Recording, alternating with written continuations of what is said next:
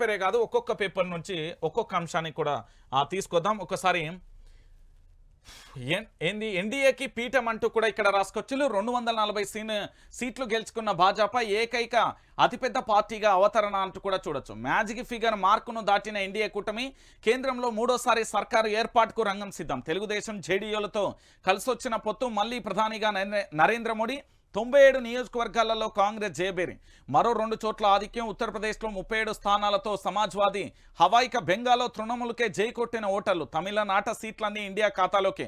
మధ్యప్రదేశ్లో కమలం clean sweep. Ayodhya Rama మందిరం ఉన్న ఫైజాబాద్ నియోజకవర్గంలో పరాజయం వచ్చిన పరిస్థితి కనబడుతుంది.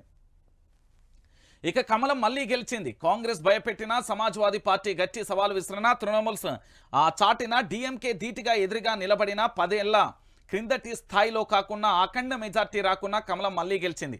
ఆంధ్రనాట అపూర్వ విజయం దక్కించుకున్న తెలుగుదేశం అండతో బీహార్ భుజం కలిపిన జేడీయూ మద్దతుతో శివసేన సిందే సహకారంతో ఎల్జేపీ రామ్ విలాస్ చేయూతతో కమలం మళ్లీ సాధించింది అంటూ కూడా చెప్పిన పరిస్థితి కనబడుతుంది. ఏంది నిన్న ఒక పెద్ద అంశాన్ని చెప్పిండు ప్రధాని మోదీ. ఏంది అట? ఎన్డీఏ ప్రభుత్వంపై వరుసగా మూడోసారి విశ్వాసం ఉంచుతూ ప్రజలు ఇచ్చిన తీర్పు దేశ చరిత్రలలో నిలిచిపోయింది. ఓటర్ దేవుళ్ళు చూపిన ఈ అభిమానానికి శిరస్సు వంచి నమస్కరిస్తున్నా.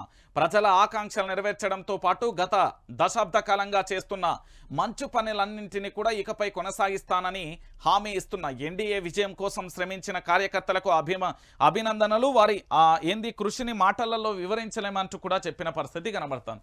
రైట్, ఇది ప్రధాని నరేంద్ర మోడీ గారి మహాభారతం. ఒక్కసారి ఇప్పుడు అన్నీ చెప్పొచ్చు. ఏముంటుంది ఇలా చెప్తాగురి జర చెప్తాగు.